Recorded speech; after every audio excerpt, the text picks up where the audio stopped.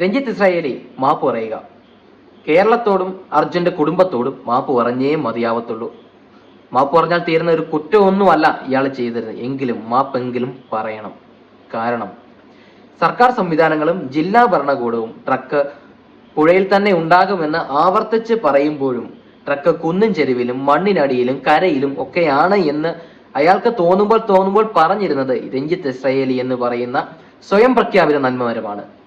ഇതുപോലുള്ള സ്വയം പ്രഖ്യാപിത നന്മമരങ്ങൾ കാരണം ഇത്രയും ദിവസം കഴിഞ്ഞിട്ടും അർജുനെ പുറത്തു കൊണ്ടുവരാൻ കഴിഞ്ഞില്ല. ഇന്ന് ഈ വൈകിയ സമയത്താണ് അറിഞ്ഞത് അർജുൻ പുഴയിലുണ്ട് എന്ന്.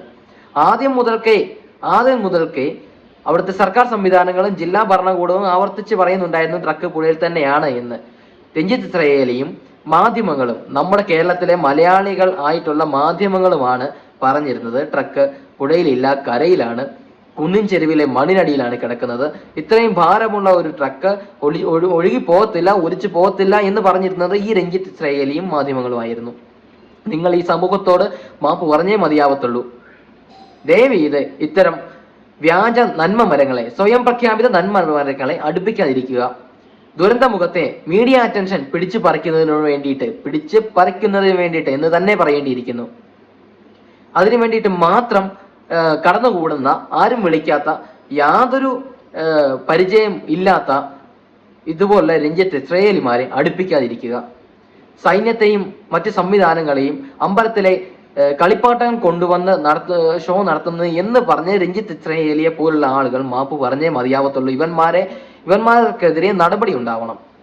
കൃത്യമായി അവിടുത്തെ പ്രവർത്തനങ്ങൾ നടത്തിക്കൊണ്ടിരുന്ന ജില്ലാ ഭരണകൂടത്തെയും സർക്കാർ സംവിധാനങ്ങളെയും പറഞ്ഞ് വഴിതിരിച്ച് പുഴയിലല്ല ഉള്ളത് എന്ന് പറഞ്ഞ് അവരെ മറ്റൊരു സ്ഥലങ്ങളിലേക്ക് അന്വേഷണം വ്യാപിപ്പിക്കുന്നതിന് വേണ്ടിയിട്ട് നമ്മുടെ നാട്ടിലെ ആളുകൾ, നമ്മുടെ മലയാളികൾ അടക്കമുള്ളവർ അതിനു വേണ്ടിയിട്ടുള്ള ഓരോ പരിപാടികൾ ചെയ്തിരുന്നു.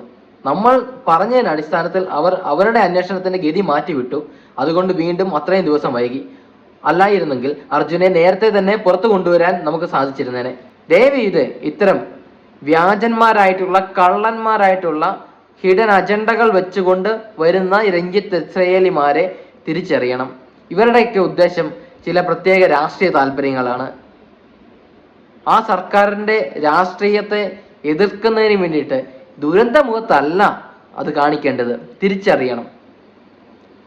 ഈ സമൂഹം ഇതുപോലുള്ള രഞ്ജിത്ത് ഇസ്രായേലിമാരെ തിരിച്ചറിഞ്ഞേ മതിയാവത്തുള്ളൂ. ദയവ് ചെയ്ത് ഇത്തരം വ്യാജന്മാരെ, കള്ളന്മാരെ തിരിച്ചറിഞ്ഞ് അവരെ ഇത്തരം ദുരന്ത മുഖത്ത് അടുപ്പിക്കാതിരിക്കുക.